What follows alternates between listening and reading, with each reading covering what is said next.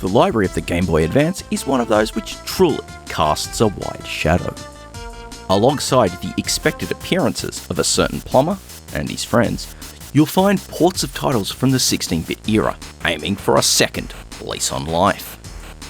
Then, there's the multitudes of licensed titles, continuing the grand tradition where many simply don't live up to their source material. Beneath all that, you'll find plenty of original games, showing just how neat a piece of gaming hardware it was for the early 2000s. And one of the best examples for me is the Bit Generation series. Channeling the nascent indie spirit of the time, this series of 7 games offered up a variety of different playstyles, all wrapped up in a delightful, abstract aesthetic, throwing back to gaming's past. The one which struck the biggest chord for me was Dotstream, one of the games released in the second wave of the series. Coming from a reductive angle, you could say it's a minimalist racing game, particularly as instead of racing the types of vehicles and courses you'd see in other games, it's all about guiding traces of light through abstract environments. Like most races, Dotstream has multiple modes available: Campaign, Spot Race, and Formation. Campaign is the one I found myself spending most of my time with. Here, you'll work your way through a series of Grands Prix, each made up of 5 races, or drawings as they're referred to here. These are grouped into 4 classes. To move on to the Class 2 races, you'll need to win the lone Class 1 Grand Prix. And consequentially, moving on to the Class 3 Grands Prix, well, you'll need to win both of the Class 2 ones. Winning a Grand Prix doesn't mean you'll have to win all of the drawings within it. Instead, you've just got to earn enough points to be on top of the championship leaderboard once all 5 drawings have been run. Earning points is quite an easy task all up, just finishing the top 5 at the end of a race. But to move on up, you'll really want to be winning races. And that's where I found Dotstream truly makes its mark as a racer and brings something special to the table. The first way it does this is through the lack of acceleration. Your trail will slowly but automatically cruise up to its base speed. Maintaining it though, that requires some careful piloting. Changing your vertical position on the track will shed speed, so minimizing the number of moves you make I found was paramount to keeping up with your rivals. But getting past them, that's when it's time to master the art of slipstreaming. Getting next to a rival's trail, you'll start to slowly build up extra speed, eventually getting to the point where you'll outpace them and take the pass. It might sound easy, but trust me, you've got to be seriously on your game to keep up with them through the twists of each course. Speaking of courses, learning the layout of all 30 included is important, especially so you know when to stay next to a rival to slipstream them, but also when to break away to take another path when you close in on narrow sections of the course. This is important, as you'll find the courses offer 2 types of obstacle sections. Those with a dotted pattern inside will simply slow you down, cancelling out any extra speed you've gotten by slipstreaming in the process. The ones which are hollow will bring you to a temporary stop and use up one of your shields. You'll start out with 2 of those, and should you run out, you'll be forced to retire and forfeit any potential points. Thankfully, when crossing the finish line to end a lap, you'll have a chance to take a pit stop and recover them. But considering the average race lasts 2 laps, you could potentially lose a lot of track position should you take one.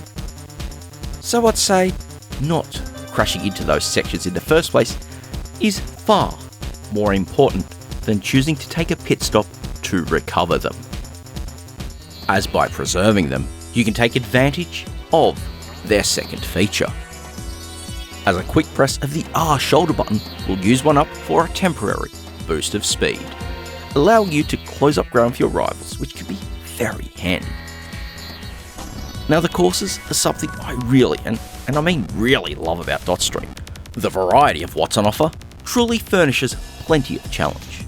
Alongside the aforementioned segments, which come in both fixed and moving variants, you'll also find special hotspots you'll want to avoid as well. Some can slow an unwary trace down, whilst others, they'll nudge you off course. You've got to be quick on the controls and have a good eye for picking them out as they come up, as narrowly escaping them can be quite thrilling if you're not prepared for them. You'll also find hotspots which can help you, mostly coming in the form of boost pads. Crossing one of these will give you a temporary boost in speed, without needing to use up one of your precious shields. You'll also find tiles which offer up one of 3 power-ups. The star icon turns all hazards on the course transparent for a short period of time, allowing both you and your rivals to move through unimpeded. The pause icon brings your opponents to a crawl, and if timed correctly, will let you scream past them to make up some serious track position. Finally, the lightning bolt icon erases any obstacles on screen, letting you glide by effortlessly. Though it's only for the lap you're currently on, so don't get too complacent on your next pass or you'll be in for a world of hurt. I love how these aren't universal uber powers, instead just something which can give you an edge over your rivals for that one moment when you use them. It also avoids something I'm not really a fan of with other types of races, where your rivals not only seem to race on the perfect line, but can also employ attacks on you as well, putting you at a bit of a disadvantage. The way in which Dotstream avoids this goes a long way to making this one a fair challenge, no matter your skill level. Another strength for me is just how well it works as a portable experience. Individual drawings tend to only be 2 laps in length, and with the length of the courses, it means it's possible to run a complete Grand Prix in the space of a quick break. Where most Grands Prix are unlocked from wins in the campaign mode, unlocking the final Class 4 Grand Prix requires a little more work. Specifically, you need to win the 25 races which you've previously unlocked. It might sound like a burden, but you've got the spot race mode to cover your back. This mode lets you take on any race you've unlocked, showing those which you've won with a handy indicator. It greatly reduces the amount of repetition needed to unlock that Class 4 Grand Prix, which ensures you want to do it just to see those courses. Finally, we can't ignore the third mode, Formation. This one gets unlocked once you've beaten the Class 1 Grand Prix and offers a more chilled experience, as instead of racing around at breakneck speed, you'll be aiming to collect as many pallets as possible. The challenge is avoiding hazards long enough to fill up each segment of the bar at the bottom of the screen. As for each one filled, an additional trail is brought into play, which you're going to need to have to keep safe. I found it kind of tricky to coordinate, as you don't have direct control of those additional trails. Instead, you'll have a series of controls mapped to provide different movements. What options you'll have grow as you win more Grand Prix, meaning you'll be more and more effective if you come into this mode after you've been playing the campaign for much longer periods of time. For me though, it's a fun bonus mode, especially if you're someone who can coordinate everything nicely to get a long run with trails on screen. It truly adds to what you hear with the soundtrack being played, as each additional trail adds an extra layer. But for me, I found it a little awkward to coordinate, to not really want to go back after a little bit of experimentation. But you know, that's okay. Because for me, Dotstream is really about that main racing action. And as established, this is where you're really going to have a great time playing it. What truly is a highlight is what connects Dotstream to the Bit Generation series as a whole. Its aesthetic. so very much aesthetic. Those bright colours, the lines and patterns in its visual style, and of course, the bleepy blips of its chiptune soundtrack.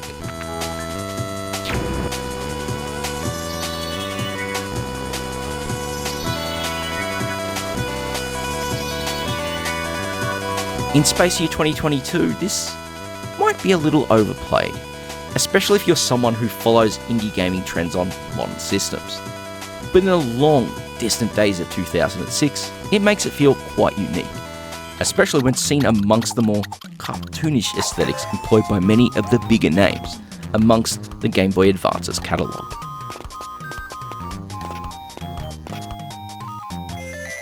So when it comes to giving Dotstream a go, the real hardware experience will kind of push you away from an original Game Boy Advance, at least if you're rocking an unmodified system. Those still lucky enough to carry later models, whether the Game Boy Advance SP, a Game Boy Micro, or very lucky enough to have a Game Boy player, they'll find things looking sharp and vibrant indeed, thanks to the more colourful screens they use. Backlighting helps oh so much, trust me. Of course you've got emulated options, but that's not really something I can comment on here. The one big downside about Dotstream though is it was never officially released outside of Japan. And unsurprisingly, like many games these days on the secondary market, it does happen to carry a bit of a price tag. Even compared to just a few short years ago when I got my own copy. Something that I probably should mention as well is that there is a follow-up of sorts, Light Tracks. Released as a WiiWare downloadable game in 2010, this thankfully did get an official release in the West.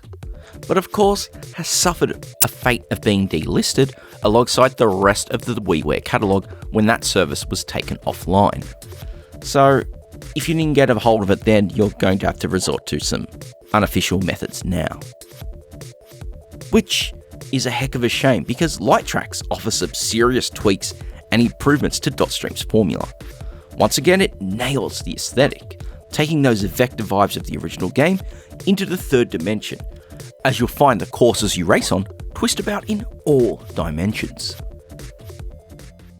Even better is that where Dotstream was focused more on rapid-fire experiences to better suit portable play, Light Tracks offers far longer races, which offers a better match for when you plonk yourself on a couch and get seriously engrossed in the mechanics. And yeah, it makes the whole delisting thing utterly nonsensical, infuriating, and just a pain in the behind. I'm just lucky I had actually purchased it way back when, as it was a great reason to dust off the Wii whilst preparing this video so I could grab some footage of it in action. It's got to be said though, once again, even though it's not legally available, there are alternatives out there if you know what you're doing. As it stands, Dotstream offers the types of mechanics I adore in a racer. It's easy to pick up and play, but offers a tight level of progression with its challenge. And of course, plenty of depth to really sink your teeth into.